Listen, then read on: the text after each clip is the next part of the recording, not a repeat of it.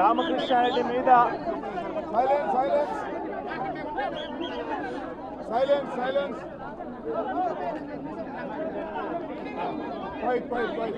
ఈరోజు పిన్నెల్లి రామకృష్ణారెడ్డి మీద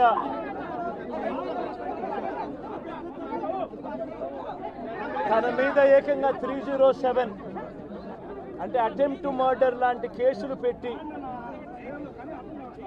ఏ రకంగా అన్యాయంగా తనను జైల్లో నిర్బంధించడం జరుగుతూ ఉందో కూడా చూస్తూ ఉన్నాం.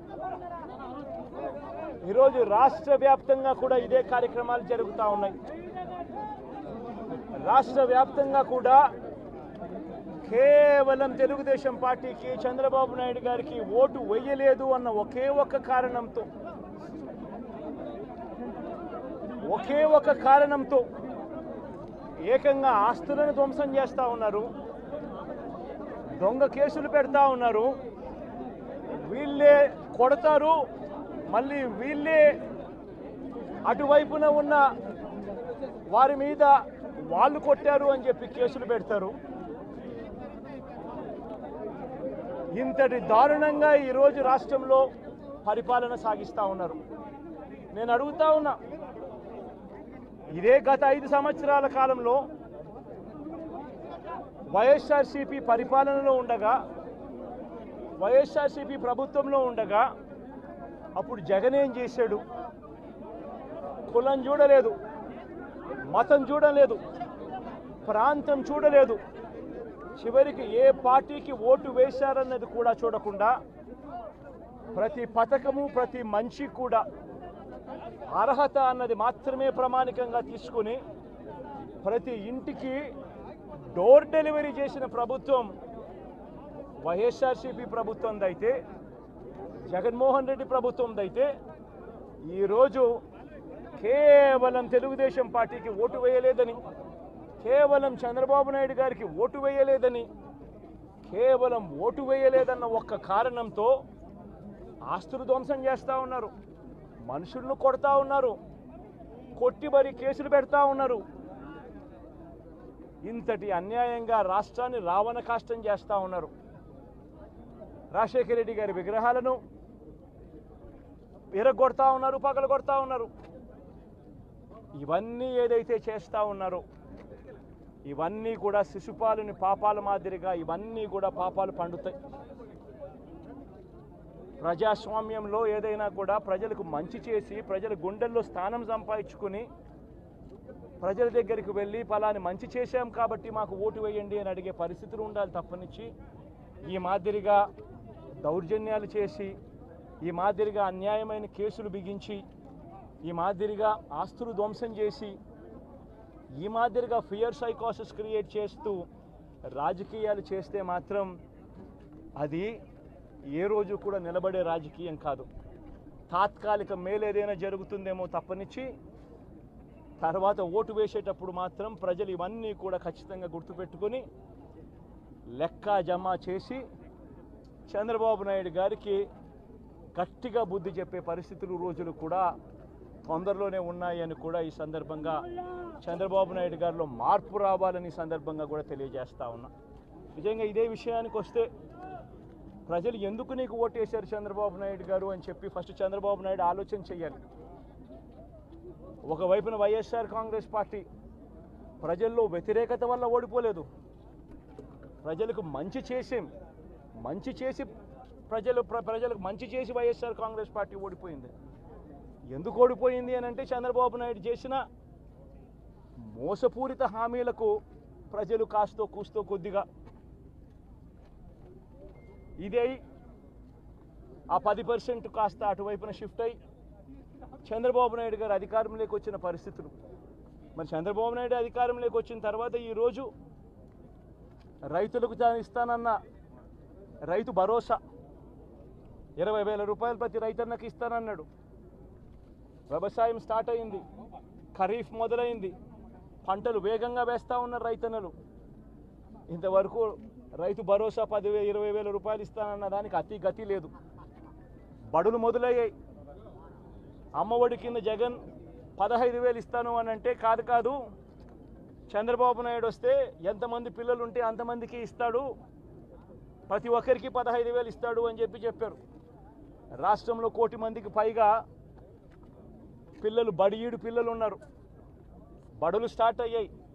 ఆ ప్రతి తల్లి కూడా అడుగుతూ ఉంది, తల్లికి వందనం అని పేరు పెట్టావు, అమ్మఒడి అనే పథకాన్ని పేరు మార్చావు, మరి ఆ డబ్బులు ఏమైనాయని చెప్పి గవర్నెన్స్ మీద కాస్త ధ్యాస పెట్టి ఆ తల్లులకు ఇచ్చే డబ్బులు ఇచ్చే కార్యక్రమం చూడండి. రైతులకు ఇచ్చే రైతు భరోసా 20,000 ఇస్తామన్నారు, ఇచ్చే కార్యక్రమం చూడండి. ప్రతి అక్క చెల్లెమ్మకు 18 ఏళ్ళు పైబడిన ప్రతి అక్క చెల్లెమ్మకు ప్రతి ఒక్కరికి 1,500 రూపాయలు ఇస్తామని చెప్పారు. అంటే సంవత్సరానికి 18,000 రూపాయలు. రాష్ట్రంలో 4,12,00,000 మంది ఓటర్లు ఉండరని చెప్పి మొన్ననే లెక్కలు తేలాయి. అందులో దాదాపుగా 2,10,00,000 మంది మహిళా ఓటర్లే. అంటే అందరూ 18 సంవత్సరాలు నిండిన మహిళా ఓటర్లే. మరి 2,10,00,000 మంది ఈ మహిళా ఓటర్లందరూ కూడా 18 ఏళ్ళు నిండిన ఈ మహిళా ఓటర్లందరూ కూడా వీళ్ళందరూ కూడా ఈరోజు అడుగుతూ ఉన్నారు, 1,500 రూపాయలు ప్రతి నెల ఇస్తానన్నావు, ఏమైంది ఈ 1,500 రూపాయలు ఇచ్చే కార్యక్రమాలు అని చెప్పి అడుగుతూ ఉన్నారు. వాటి మీద ధ్యాస పెట్టే కార్యక్రమం చంద్రబాబు నాయుడు చేయాలి. ఇవేవి కూడా చేయకుండా కేవలం భయాందోళనలు క్రియేట్ చేయాలి, రాష్ట్రంలో రావణ కాష్టం సృష్టించాలి, దొంగ కేసులు పెట్టాలి, ఇరికించాలి, ఆస్తులను ధ్వంసం చేయాలి. వైఎస్ఆర్సీపీ అభిమానులైనా, వైఎస్ఆర్సీపీ కార్యకర్తలైనా, వైఎస్ఆర్సీపీకి ఓటు వేసిన వారైనా కూడా ఎవరిని కూడా ఉంచకూడదు అన్న దుర్మార్గపు ఆలోచనలతో అడుగులు ముందుకు వేయడం అతి హేయమైన రాజకీయమని కూడా ఈ సందర్భంగా తెలియజేస్తా ఉన్నా. ఇదే రామకృష్ణారెడ్డి విషయానికే వస్తే నిజంగా ఎంతటి అన్యాయమైన పరిస్థితిలో కేసులు బిగించారు అన్నది ఒకసారి అందరూ కూడా ఆలోచన చేయమని కోరుతా ఉన్నా. ఇదే విషయం కారంపూడి ఘటన జరిగింది ఎప్పుడు? ఎన్నికలు అయిపోయిన తర్వాత మరుసటి రోజు, అంటే మే 14వ తారీఖున కారంపూడిలో ఘటన జరిగింది. కారంపూడిలో ఏం ఘటన జరిగింది, ఎందుకు జరిగింది? కారంపూడిలో తెలుగుదేశం పార్టీ చేసిన ఆకృత్యాలకు ఒక ఎస్సీ కుటుంబంలో ఉన్న మహిళలు ఇబ్బంది పడే పరిస్థితిలోకి పోయినప్పుడు వాళ్ళను పరామర్శించడానికి డిఎస్పీ అనుమతి తీసుకునే మరుసటి రోజు, ఎన్నికలు అయిపోయిన మరుసటి రోజు ఎమ్మెల్యే బయలుదేరాడు. ఎమ్మెల్యే కారంపూడికి చేరుకోక మునిపే ఆ ఎస్సీ కుటుంబం అనేది కారంపూడి అటువైపున ఉంటే, ఊరికి అటువైపున వాళ్ళ ఇల్లు ఉంటే ఆ ఊరు ఎంటర్ కాకమునిపే తనను అడ్డగించడము, అక్కడే గొడవ జరగడము, గొడవ జరిగేది టౌన్లో జరుగుతూ ఉంది, ఇక్కడ నుంచి ఇక్కడ అడ్డగించినారు. అసలు సిఐ అనే నారాయణ స్వామి అనే ఈ సిఐతో కనీసం ఎమ్మెల్యే కనీసం తటస్థ కూడా పడలేదు. కనీసం చూసిన దాఖలాలు కూడా లేవు వీళ్ళిద్దరు. ఆ రోజు ఆయన ఉండేది వేరే గొడవలో వేరే లొకేషన్, టౌన్ మధ్యలో గొడవ జరుగుతా అంటే ఆయన టౌన్ మొదట్లో ఈయన ఉంటారు. అసలు ఆయన తటస్థపడలేదు. ఆయన మీద ఆ గొడవ జరిగేటప్పుడు రాళ్ళు ఇటువైపు నుంచి అటువైపు నుంచి పడ్డాయి. చిన్న రాయి తగ్గించచ్చేమో బహుశా, కానీ చిన్న రాయి కాబట్టి అసలు ఆయన మరుసటి రోజు ఆయన అదే రోజు మెడికల్ లీగల్ కేసు కూడా పెట్టాల. అంటే ఎంత చిన్న ఘటన అది, జరిగిందో లేదో కూడా తెలియదు. మే 14న జరిగితే 9 రోజుల తర్వాత, అంటే మే 23వ తారీఖున ఆయనకి ఏదో జరిగిందన్నట్టుగా సిఐ హత్యాయత్నం కేసు పెట్టడం జరుగుతూ ఉంది రామకృష్ణారెడ్డి. కనీసం సీన్లో కూడా నేను వ్యక్తిని. ఇది అన్యాయం కాదని అడుగుతా ఉన్నా. ఇన్సిడెంటే జరిగిందో లేదో కూడా తెలియదు. ఇన్సిడెంట్ నిజంగానే జరిగిందంటే మే 14న జరిగిందంటే మే 15వ తారీఖున మెడికల్ లీగల్ ఎందుకు పెట్టలేదు? 17వ తారీఖున కేంద్ర ఎన్నికల సంఘం 17వ తారీఖు నుంచి 20వ తారీఖు వరకు పల్నాడు ఏరియాలో ఆ సిట్ బృందం తిరిగి ఇన్సిడెంట్ జరిగిన ప్రతి అంశం మీద రిపోర్ట్ ఇచ్చింది. ఆ రిపోర్ట్ ఇచ్చిన దాంట్లో, ఆ సిట్ ఇచ్చిన రిపోర్ట్లో ఎందుకు రాలేదు? మరి ఈ రకంగా ఒక మనిషిని హత్యాయత్నం కేసు మీద బిగించడం ధర్మమేనా? ఇంకొక కేసు కూడా తన మీద హత్యాయత్నం కేసు పెట్టాడు.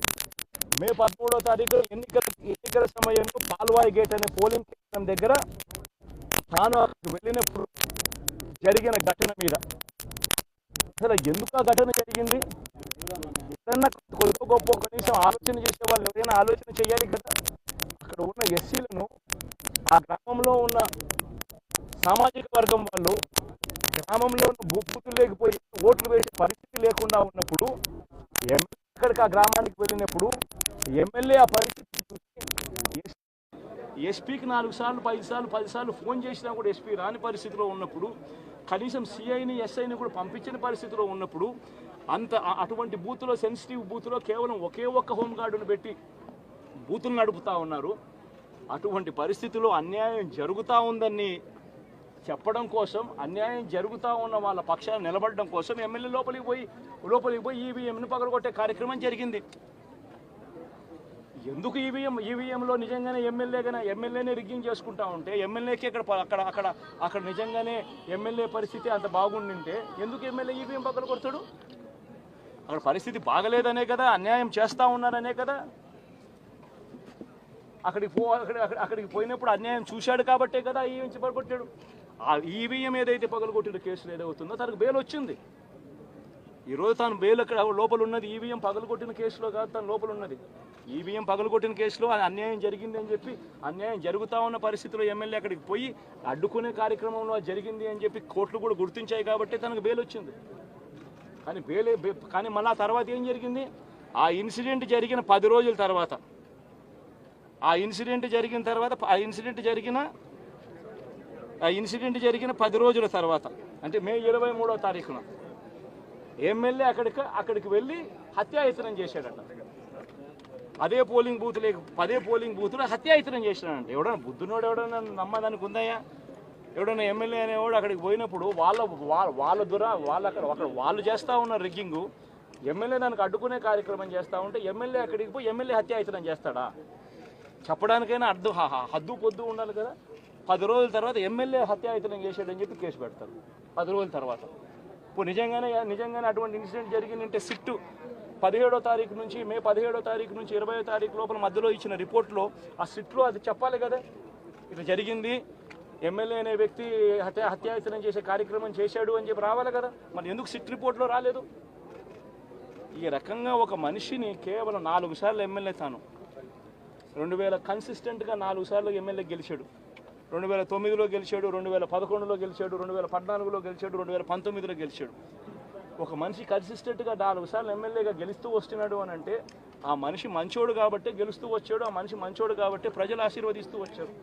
అటువంటి వ్యక్తిని తీసుకొని వచ్చి తప్పుడు కేసులలో ఈ మాదిరిగా బిగించడం ఎంత మటుకు ధర్మం? ఈరోజు ఒక్క రామకృష్ణారెడ్డి ఒక్క పరిస్థితే కాదు, రాష్ట్ర వ్యాప్తంగా ప్రతి గ్రామంలోనూ కూడా ఇదే కార్యక్రమాలు జరుగుతూ ఉన్నాయి. ప్రతి ఒక్కరూ కూడా వాళ్ళ స్థాయిలో రెడ్ బుక్స్ అని చెప్పి రెడ్ బుక్లు పెట్టుకొని ఉన్నారు. చంద్రబాబు నాయుడు స్థాయిలో చంద్రబాబు నాయుడు ఒక రెడ్ బుక్, లోకేష్ స్థాయిలో లోకేష్ ఒక రెడ్ బుక్, ఎమ్మెల్యే స్థాయిలో ఎమ్మెల్యే ఒక రెడ్ బుక్, మండల స్థాయిలో మండల నాయకుడు ఒక రెడ్ బుక్, గ్రామ స్థాయిలో గ్రామంలో ఇంకో రెడ్ బుక్, గ్రామ స్థాయిలో ఇంకో నాయకుడు, గ్రామ స్థాయిలో ఇంకో రెడ్ బుక్లలో పెట్టుకొని ఏం చేస్తూ ఉన్నారు? అతి దారుణంగా అన్యాయంగా ఆస్తులు ధ్వంసం చేస్తూ ఉన్నారు. రాష్ట్రం మొత్తం దాన్ని చూస్తూ ఉంది, కానీ ఎవడు మాట్లాడడం లేదు. దొంగ కేసులు పెడతా ఉన్నారు, పోలీసులు ప్రేక్షక పాత్ర పోషిస్తూ ఉన్నారు. దొంగ కేసులు పెడతా ఉన్నారు, వాళ్ళే కొడతారు, మన ఇటువైపున కేసులు పెడతా ఉన్నారు. రాష్ట్రం మొత్తం ఇది చూస్తూ ఉంది. చీని చెట్లు నరికేస్తూ ఉన్నారు, ఆస్తులు ధ్వంసం చేస్తూ ఉన్నారు, కనిపిస్తూ ఉంది. ఎమ్మెల్యేలు ఏకంగా జేసీబీల మీద, పొక్లేన్ల మీద ఎమ్మెల్యేలు స్వయంగా తిష్టేసి ఏకంగా పోయి బిల్డింగులు పగలగొట్టే కార్యక్రమాలు చేస్తూ ఉన్నారు. ఇంతటి దారుణంగా నిజంగా చేస్తూ ఉన్నారు అని అంటే ఎల్లకాలం ప్రభుత్వం మీది కాదు, ఎల్లకాలం రోజులు మీయే ఉండవు చంద్రబాబు, అది గుర్తుపెట్టుకో. మీ పాపాలు పండుతూ ఉన్నాయి వేగంగా. ప్రజలు దీన్ని క్షమించని పరిస్థితుల్లోకి వస్తారు. ఖచ్చితంగా మీకు బుద్ధి చెప్పే పరిస్థితులు రోజులు కూడా ఉంటాయి. చేతనైతే మంచి చేయండి, మంచి చేసి ప్రజల మనసులు గెలుచుకుని ఓట్లు ప్రజల మనసుల్లో స్థిరస్థాయిగా నిలబడే కార్యక్రమం చేయండి. కానీ తప్పుడు రాజకీయాలు ఈ మాదిరిగా నువ్వు ఒక్కరివే చేస్తావు అనుకుంటా ఉన్నావు. ఇదే మాదిరిగా కొనసాగితే రాష్ట్రంలో ఒక తప్పుడు సాంప్రదాయానికి నువ్వు నాంది పలుకుతా ఉన్నావు. నువ్వు వేసే ఈ బీజం, నువ్వు వేసే ఈ తప్పుడు సాంప్రదాయం, రేపొద్దున నువ్వు వేసే ఈ బీజం చెట్టు అవుతుంది. రేపొద్దున నువ్వు ఏదైతే ఇత్తుతావో అదే పండుతుంది. రేపొద్దున మళ్ళీ మీ గ్రామాలలో మీ కార్యకర్తలకు ఇదే పరిస్థితిని ఇదే మాదిరిగానే మళ్ళీ జరిగే కార్యక్రమాలు కూడా జరుగుతాయి. అటువంటి తప్పుడు సాంప్రదాయాలు దయచేసి ఇప్పటికన్నా ఆపండి. నాయకులుగా ఉన్న మనలాంటి వాళ్ళం ఇలాంటివి ప్రోత్సహించకూడదు. ఇలాంటివి ఎవరు తప్పు చేసినా తప్పు అని చెప్పే కార్యక్రమం నాయకులుగా మనం చెయ్యాలి. కానీ దగ్గరుండి ఈ మాదిరిగా ప్రోత్సహించడం అతి దుర్మార్గమైన కార్యక్రమం. దయచేసి దీనికి ఫుల్ స్టాప్ పెట్టే కార్యక్రమం ఖచ్చితంగా చెయ్యండి చంద్రబాబు అని చెప్పి సందర్భంగా మరొక్కసారి చంద్రబాబును ఈసారి హెచ్చరిస్తున్నామని కూడా చెప్తా ఉన్నాం. ఈసారి కోరడం లేదు, హెచ్చరిస్తున్నామని కూడా చెప్తా ఉన్నాం. ఇదే మాదిరిగా జరుగుతూ పోతూ ఉంటే మాత్రం ఎవరైనా కూడా ఊరుకునే కార్యక్రమం జరగదు. రియాక్షన్ అనేది ఖచ్చితంగా ఉంటుందని కూడా చంద్రబాబు నాయుడు సందర్భంగా గట్టిగా చెప్తారు. నెల రోజులైంది, చాలా మంది కార్యకర్తలు కూడా ఇబ్బంది పడిన పరిస్థితి. కార్యకర్తలను వదిలేసి ఈ రోజు భారత రాజ్యాంగ వ్యవస్థని నిర్వీర్యం చేసే విధంగా ఎన్నిక సార్ ఎక్కువ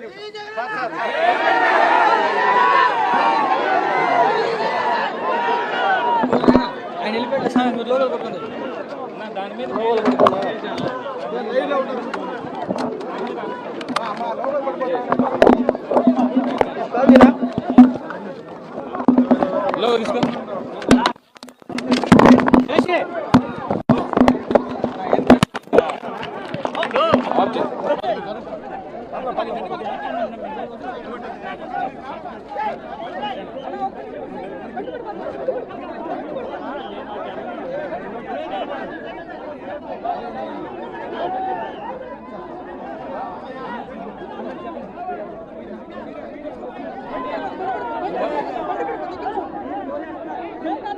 రామకృష్ణారెడ్డి మీద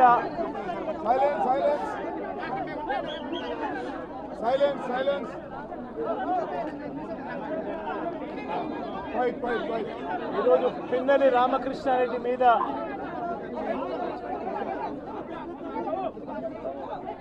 తన మీద ఏకంగా 307 అంటే అటెంప్ట్ టు మర్డర్ లాంటి కేసులు పెట్టి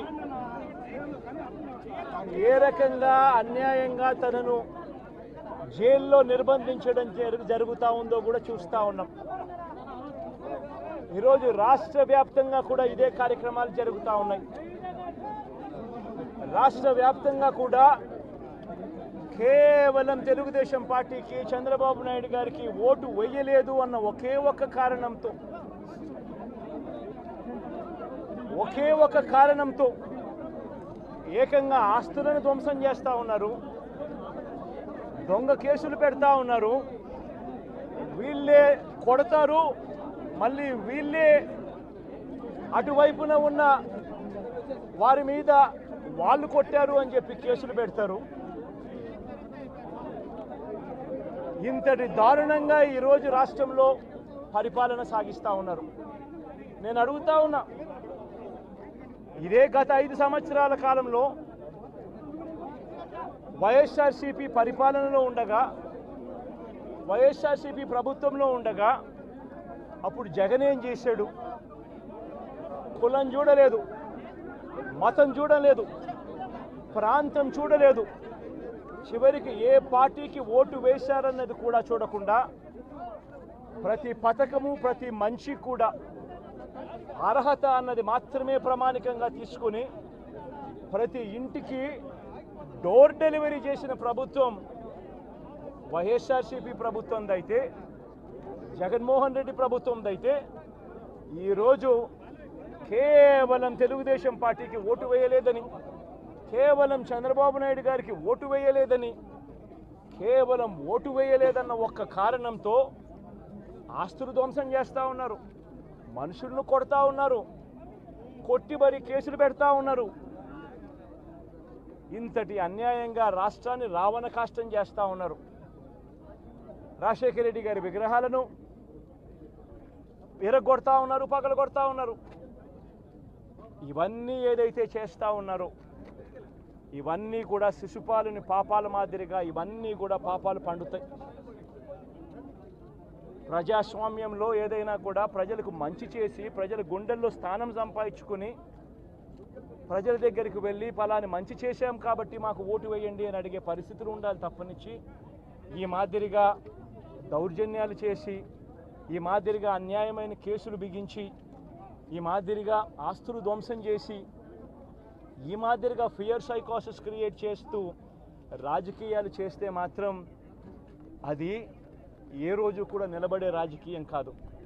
తాత్కాలిక మేలేదైనా జరుగుతుందేమో తప్పనిచ్చి తర్వాత ఓటు వేసేటప్పుడు మాత్రం ప్రజలు ఇవన్నీ కూడా ఖచ్చితంగా గుర్తుపెట్టుకొని లెక్క జమ చేసి చంద్రబాబు నాయుడు గారికి గట్టిగా బుద్ధి చెప్పే పరిస్థితులు రోజులు కూడా తొందరలోనే ఉన్నాయని కూడా ఈ సందర్భంగా చంద్రబాబు నాయుడు గారిలో మార్పు రావాలని సందర్భంగా కూడా తెలియజేస్తా ఉన్నా.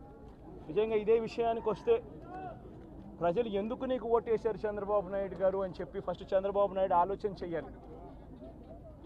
ఒకవైపున వైఎస్ఆర్ కాంగ్రెస్ పార్టీ ప్రజల్లో వ్యతిరేకత వల్ల ఓడిపోలేదు, ప్రజలకు మంచి చేసి ప్రజలకు మంచి చేసి వైఎస్ఆర్ కాంగ్రెస్ పార్టీ ఓడిపోయింది. ఎందుకు ఓడిపోయింది అని అంటే చంద్రబాబు నాయుడు చేసిన మోసపూరిత హామీలకు ప్రజలు కాస్తో కూస్తో కొద్దిగా ఇదే ఆ 10% కాస్త అటువైపున షిఫ్ట్ అయ్యి చంద్రబాబు నాయుడు గారు అధికారంలోకి వచ్చిన పరిస్థితులు.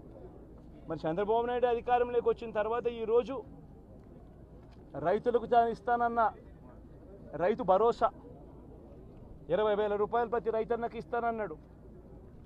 వ్యవసాయం స్టార్ట్ అయింది, ఖరీఫ్ మొదలైంది, పంటలు వేగంగా వేస్తూ ఉన్నారు రైతన్నలు. ఇంతవరకు రైతు భరోసా 10,000 20,000 రూపాయలు ఇస్తానన్న దానికి అతి గతి లేదు. బడులు మొదలయ్యాయి. అమ్మఒడి కింద జగన్ 15,000 ఇస్తాను అని అంటే కాదు చంద్రబాబు నాయుడు వస్తే ఎంతమంది పిల్లలు ఉంటే అంతమందికి ఇస్తాడు, ప్రతి ఒక్కరికి 15,000 ఇస్తాడు అని చెప్పారు. రాష్ట్రంలో 1 కోటి మందికి పైగా పిల్లలు బడియీడు పిల్లలు ఉన్నారు. బడులు స్టార్ట్ అయ్యాయి. ఆ ప్రతి తల్లి కూడా అడుగుతూ ఉంది, తల్లికి వందనం అని పేరు పెట్టావు, అమ్మఒడి అనే పథకాన్ని పేరు మార్చావు, మరి ఆ డబ్బులు ఏమైనాయని చెప్పి గవర్నెన్స్ మీద కాస్త ధ్యాస పెట్టి ఆ తల్లులకు ఇచ్చే డబ్బులు ఇచ్చే కార్యక్రమం చూడండి. రైతులకు ఇచ్చే రైతు భరోసా 20,000 ఇస్తామన్నారు, ఇచ్చే కార్యక్రమం చూడండి. ప్రతి అక్క చెల్లెమ్మకు 18 ఏళ్ళు పైబడిన ప్రతి అక్క చెల్లెమ్మకు ప్రతి ఒక్కరికి 1,500 రూపాయలు ఇస్తామని చెప్పారు. అంటే సంవత్సరానికి 18,000 రూపాయలు. రాష్ట్రంలో 4,12,00,000 మంది ఓటర్లు ఉండరని చెప్పి మొన్ననే లెక్కలు తేలాయి. అందులో దాదాపుగా 2,10,00,000 మంది మహిళా ఓటర్లే. అంటే అందరూ 18 సంవత్సరాలు నిండిన మహిళా ఓటర్లే. మరి 2,10,00,000 మంది ఈ మహిళా ఓటర్లందరూ కూడా 18 ఏళ్ళు నిండిన ఈ మహిళా ఓటర్లందరూ కూడా వీళ్ళందరూ కూడా ఈరోజు అడుగుతూ ఉన్నారు, 1,500 రూపాయలు ప్రతి నెల ఇస్తానన్నావు, ఏమైంది ఈ 1,500 రూపాయలు ఇచ్చే కార్యక్రమాలు అని చెప్పి అడుగుతూ ఉన్నారు. వాటి మీద ధ్యాస పెట్టే కార్యక్రమం చంద్రబాబు నాయుడు చేయాలి. ఇవేవి కూడా చేయకుండా కేవలం భయాందోళనలు క్రియేట్ చేయాలి, రాష్ట్రంలో రావణ కాష్టం సృష్టించాలి, దొంగ కేసులు పెట్టాలి, ఇరికించాలి, ఆస్తులను ధ్వంసం చేయాలి. వైఎస్ఆర్సీపీ అభిమానులైనా, వైఎస్ఆర్సీపీ కార్యకర్తలైనా, వైఎస్ఆర్సీపీకి ఓటు వేసిన వారైనా కూడా ఎవరిని కూడా ఉంచకూడదు అన్న దుర్మార్గపు ఆలోచనలతో అడుగులు ముందుకు వేయడం అతి హేయమైన రాజకీయం అని కూడా ఈ సందర్భంగా తెలియజేస్తా ఉన్నా. ఇదే రామకృష్ణారెడ్డి విషయానికే వస్తే నిజంగా ఎంతటి అన్యాయమైన పరిస్థితిలో కేసులు బిగించారు అన్నది ఒకసారి అందరూ కూడా ఆలోచన చేయమని కోరుతా ఉన్నా. ఇదే విషయం కారంపూడి ఘటన జరిగింది ఎప్పుడు? ఎన్నికలు అయిపోయిన తర్వాత మరుసటి రోజు, అంటే మే 14వ తారీఖున కారంపూడిలో ఘటన జరిగింది. కారంపూడిలో ఏం ఘటన జరిగింది, ఎందుకు జరిగింది? కారంపూడిలో తెలుగుదేశం పార్టీ చేసిన ఆకృత్యాలకు ఒక ఎస్సీ కుటుంబంలో ఉన్న మహిళలు ఇబ్బంది పడే పరిస్థితిలోకి పోయినప్పుడు వాళ్ళను పరామర్శించడానికి డిఎస్పీ అనుమతి తీసుకునే మరుసటి రోజు, ఎన్నికలు అయిపోయిన మరుసటి రోజు ఎమ్మెల్యే బయలుదేరాడు. ఎమ్మెల్యే కారంపూడికి చేరుకోక మునిపే ఆ ఎస్సీ కుటుంబం అనేది కారంపూడి అటువైపున ఉంటే, ఊరికి అటువైపున వాళ్ళ ఇల్లు ఉంటే, ఆ ఊరు ఎంటర్ కాకమునిపే తనని అడ్డగించడము, అక్కడే గొడవ జరగడము, గొడవ జరిగేది టౌన్లో జరుగుతూ ఉంది, ఇక్కడ నుంచి ఇక్కడ అడ్డగించినారు. అసలు సిఐ అనే నారాయణ స్వామి అనే ఈ సిఐతో కనీసం ఎమ్మెల్యే కనీసం తటస్థ కూడా పడలేదు, కనీసం చూసిన దాఖలాలు కూడా లేవు వీళ్ళిద్దరు. రోజు ఆయన ఉండేది వేరే గొడవలు వేరే లొకేషన్ టౌన్ మధ్యలో గొడవ జరుగుతా అంటే ఆయన ఉన్నట్టు టౌన్ మొదట్లో ఈయన ఉంటాడు. అసలు ఈయన ఆయన తటస్థపడలేదు. ఆయన మీద ఆ గొడవ జరిగేటప్పుడు రాళ్ళు ఇటువైపు నుంచి అటువైపు నుంచి పడ్డాయి. చిన్న రాయి ఏదో తగ్గించొచ్చేమో బహుశా. అని చిన్న రాయి కాబట్టి అసలు ఆయన మరుసటి రోజు ఆయన అదే రోజు మెడికల్ లీగల్ కేసు కూడా పెట్టాల. అంటే ఎంత చిన్న ఘటన అది, జరిగిందో లేదో కూడా తెలియదు. మే 14న జరిగితే 9 రోజుల తర్వాత అంటే మే 23వ తారీఖున ఆయనకి ఏదో జరిగిందన్నట్టుగా సిఐ హత్యాయతనం కేసు పెట్టడం జరుగుతూ ఉంది రామకృష్ణ నాయుడు. కనీసం సీన్లో కూడా నేను పెట్టింది. ఇది అన్యాయం కాదని అడుగుతా ఉన్నా. అసలు ఇన్సిడెంటే జరిగిందో లేదో కూడా తెలియదు. మీరు ఇన్సిడెంట్ నిజంగానే జరిగిందంటే మే 14న జరిగిందంటే మే 15వ తారీఖున మెడికో లీగల్ ఎందుకు పెట్టలేదు? 17వ తారీఖున కేంద్ర ఎన్నికల సంఘం 17వ తారీఖు నుంచి 20వ తారీఖు వరకు పల్నాడు ఏరియాలో ఆ సిట్ బృందం తిరిగి ఇన్సిడెంట్ జరిగిన ప్రతి అంశం మీద రిపోర్ట్ ఇచ్చింది. ఆ రిపోర్ట్ ఇచ్చిన దాంట్లో ఆ సిట్ ఇచ్చిన రిపోర్ట్లలో ఎందుకు రాలేదు? మరి ఈ రకంగా ఒక మనిషిని హత్యాయతనం కేసు మీద బిగించడం ధర్మమేనా? ఇంకొక కేసు కూడా తన మీద హత్యాయతనం కేసు పెట్టాడు. మే 13వ తారీఖు ఎన్నికల సమయంలో పాల్వాయి గేట్ అనే పోలింగ్ కేంద్రం దగ్గర తాను వెళ్ళినప్పుడు జరిగిన ఘటన మీద అసలు ఎందుకు ఆ ఘటన జరిగింది? ఏదన్నా కొద్ది గొప్ప కనీసం ఆలోచన చేసే వాళ్ళు ఎవరైనా ఆలోచన చేయాలి కదా. అక్కడ ఉన్న ఎస్సీలను, ఆ గ్రామంలో ఉన్న సామాజిక వర్గం వాళ్ళు గ్రామంలో ఉన్న భూపుతులు లేకపోయి ఓట్లు వేసే పరిస్థితి లేకుండా ఉన్నప్పుడు ఎమ్మెల్యే అక్కడికి ఆ గ్రామానికి వెళ్ళినప్పుడు ఎమ్మెల్యే ఆ పరిస్థితి ఎస్పీకి 4 సార్లు 5 సార్లు 10 సార్లు ఫోన్ చేసినా కూడా ఎస్పీ రాని పరిస్థితిలో ఉన్నప్పుడు, కనీసం సిఐని ఎస్ఐని కూడా పంపించిన పరిస్థితిలో ఉన్నప్పుడు, అటువంటి బూత్లో సెన్సిటివ్ బూత్లో కేవలం ఒకే ఒక్క హోంగార్డును పెట్టి బూతులు నడుపుతూ ఉన్నారు. అటువంటి పరిస్థితిలో అన్యాయం జరుగుతూ ఉందని చెప్పడం కోసం, అన్యాయం జరుగుతూ ఉన్న వాళ్ళ పక్షాన్ని నిలబడడం కోసం ఎమ్మెల్యే లోపలికి పోయి ఈవీఎంను పగలగొట్టే కార్యక్రమం జరిగింది. ఎందుకు ఈవీఎంలో నిజంగానే ఎమ్మెల్యేనే రిగ్గింగ్ చేసుకుంటా ఉంటే ఎమ్మెల్యేకి అక్కడ నిజంగానే ఎమ్మెల్యే పరిస్థితి అంత బాగుండింటే ఎందుకు ఎమ్మెల్యే ఈవీఎం పగలగొడతాడు? అక్కడ పరిస్థితి బాగలేదనే కదా, అన్యాయం చేస్తూ ఉన్నారనే కదా. అక్కడికి పోయినప్పుడు అన్యాయం చూశాడు కాబట్టే కదా ఈవీఎం పగలగొట్టాడు. ఆ ఈవీఎం ఏదైతే పగలగొట్టిన కేసులు ఏదవుతుందో తనకు బెయిల్ వచ్చింది. ఈరోజు తాను బెయిల్ అక్కడ లోపల ఉన్నది ఈవీఎం పగలగొట్టిన కేసులో కాదు, తను లోపల ఉన్నది ఈవీఎం పగలగొట్టిన కేసులో. అన్యాయం జరిగింది అని చెప్పి, అన్యాయం జరుగుతూ ఉన్న పరిస్థితిలో ఎమ్మెల్యే అక్కడికి పోయి అడ్డుకునే కార్యక్రమంలో జరిగింది అని చెప్పి కోర్టులు కూడా గుర్తించాయి కాబట్టి తనకు బెయిల్ వచ్చింది. కానీ మళ్ళీ ఆ తర్వాత ఏం జరిగింది? ఆ ఇన్సిడెంట్ జరిగిన 10 రోజుల తర్వాత, ఆ ఇన్సిడెంట్ జరిగిన 10 రోజుల తర్వాత అంటే మే 23వ తారీఖున ఎమ్మెల్యే అక్కడికి వెళ్ళి హత్యాయతనం చేశాడట. అదే పోలింగ్ బూత్లో హత్యాయతనం చేశాడంట. ఎవడన్నా బుద్ధునోడు ఎవడన్నా నమ్మదానికి ఉందయ్యా? ఎవడన్నా ఎమ్మెల్యే అనేవాడు అక్కడికి పోయినప్పుడు వాళ్ళు చేస్తూ ఉన్న రిగ్గింగు, ఎమ్మెల్యే దానికి అడ్డుకునే కార్యక్రమం చేస్తూ ఉంటే ఎమ్మెల్యే అక్కడికి పోయి ఎమ్మెల్యే హత్యాయతనం చేస్తాడా? చెప్పడానికైనా హద్దు పొద్దు ఉండాలి కదా. 10 రోజుల తర్వాత ఎమ్మెల్యే హత్యాయతనం చేశాడని చెప్పి కేసు పెడతారు 10 రోజుల తర్వాత. ఇప్పుడు నిజంగానే అటువంటి ఇన్సిడెంట్ జరిగిందంటే సిట్టు 17వ తారీఖు నుంచి మే 17వ తారీఖు నుంచి 20వ తారీఖు లోపల మధ్యలో ఇచ్చిన రిపోర్ట్లో ఆ సిట్లో అది చెప్పాలి కదా, ఇట్లా జరిగింది, ఎమ్మెల్యే అనే వ్యక్తి హత్యాయతనం చేసే కార్యక్రమం చేశాడు అని చెప్పి రావాలి కదా. మరి ఎందుకు సిట్ రిపోర్ట్లో రాలేదు? ఈ రకంగా ఒక మనిషిని కేవలం 4 సార్లు ఎమ్మెల్యే తాను 2000 కన్సిస్టెంట్గా 4 సార్లు ఎమ్మెల్యే గెలిచాడు. 2009లో గెలిచాడు, 2011లో గెలిచాడు, 2014లో గెలిచాడు, 2019లో గెలిచాడు. ఒక మనిషి కన్సిస్టెంట్గా 4 సార్లు ఎమ్మెల్యేగా గెలుస్తూ వస్తున్నాడు అని అంటే ఆ మనిషి మంచోడు కాబట్టే గెలుస్తూ వచ్చాడు, ఆ మనిషి మంచోడు కాబట్టే ప్రజలు ఆశీర్వదిస్తూ వచ్చారు. అటువంటి వ్యక్తిని తీసుకొని వచ్చి తప్పుడు కేసులలో ఈ మాదిరిగా బిగించడం ఎంత మటుకు ధర్మం? ఈరోజు ఒక్క రామకృష్ణ నాయుడు ఒక్క పరిస్థితే కాదు, రాష్ట్ర వ్యాప్తంగా ప్రతి గ్రామంలోనూ కూడా ఇదే కార్యక్రమాలు జరుగుతూ ఉన్నాయి. ప్రతి ఒక్కరూ కూడా వాళ్ళ స్థాయిలో రెడ్ బుక్స్ అని చెప్పి రెడ్ బుక్లు పెట్టుకొని ఉంటారు. చంద్రబాబు నాయుడు స్థాయిలో చంద్రబాబు నాయుడు ఒక రెడ్ బుక్, లోకేష్ స్థాయిలో లోకేష్ ఒక రెడ్ బుక్, ఎమ్మెల్యే స్థాయిలో ఎమ్మెల్యే ఒక రెడ్ బుక్, మండల స్థాయిలో మండల నాయకుడు రెడ్ బుక్, గ్రామ స్థాయిలో గ్రామంలో ఇంకో రెడ్ బుక్, గ్రామ స్థాయిలో ఇంకో నాయకుడు, గ్రామ స్థాయిలో ఇంకో రెడ్ బుక్లలో పెట్టుకొని ఏం చేస్తూ ఉన్నారు? అతి దారుణంగా అన్యాయంగా ఆస్తులు ధ్వంసం చేస్తూ ఉన్నారు. రాష్ట్రం మొత్తం దాన్ని చూస్తూ ఉంది, కానీ ఎవడు మాట్లాడడం లేదు. దొంగ కేసులు పెడతా ఉన్నారు, పోలీసులు ప్రేక్షక పాత్ర పోషిస్తూ ఉన్నారు. దొంగ కేసులు పెడతా ఉన్నారు, వాళ్ళే కొడతారు, మన ఇటువైపున కేసులు పెడతా ఉన్నారు. రాష్ట్రం మొత్తం ఇది చూస్తూ ఉంది. చీని చెట్లు నరికేస్తూ ఉన్నారు, ఆస్తులు ధ్వంసం చేస్తూ ఉన్నారు, కనిపిస్తూ ఉంది. ఎమ్మెల్యేలు ఏకంగా జేసీబీల మీద పొక్లేన్ల మీద ఎమ్మెల్యేలు స్వయంగా తీసేసి ఏకంగా పోయి బిల్డింగులు పగలగొట్టే కార్యక్రమాలు చేస్తూ ఉన్నారు. ఇంతటి దారుణంగా నిజంగా చేస్తూ ఉన్నారు అని అంటే ఎల్లకాలం ప్రభుత్వం మీది కాదు, ఎల్లకాలం రోజులు మీయే ఉండవు చంద్రబాబు, అది గుర్తుపెట్టుకో. మీ పాపాలు పండుతూ ఉన్నాయి వేగంగా. ప్రజలు దీన్ని క్షమించని పరిస్థితుల్లోకి వస్తారు. ఖచ్చితంగా మీకు బుద్ధి చెప్పే పరిస్థితులు రోజులు కూడా ఉంటాయి. శాతనైతే మంచి చేయండి, మంచి చేసి ప్రజల మనసులు గెలుచుకుని ఓట్లు ప్రజల మనసుల్లో స్థిరస్థాయిగా నిలబడే కార్యక్రమం చేయండి. కానీ తప్పుడు రాజకీయాలు ఈ మాదిరిగా నువ్వు ఒక్కరివే చేస్తావు అనుకుంటా ఉన్నావు. ఇదే మాదిరిగా కొనసాగితే రాష్ట్రంలో ఒక తప్పుడు సాంప్రదాయానికి నువ్వు నాంది పలుకుతా ఉన్నావు.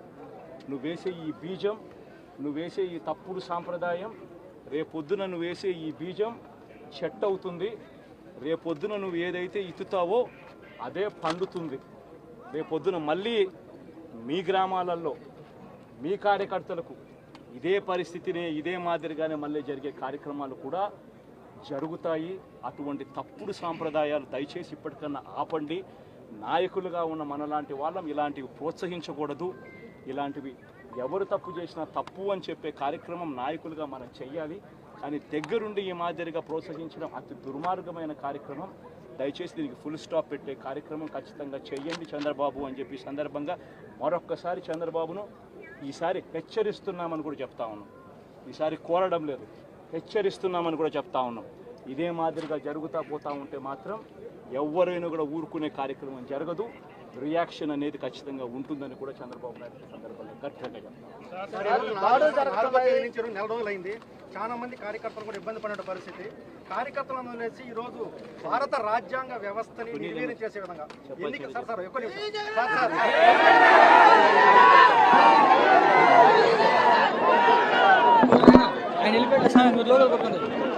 దాని మీద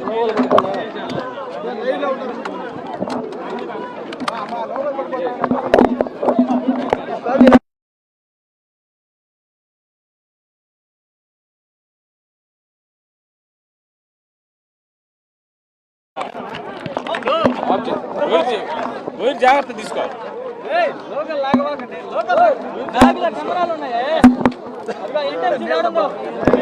కెమెరాలు ఉన్నాయి.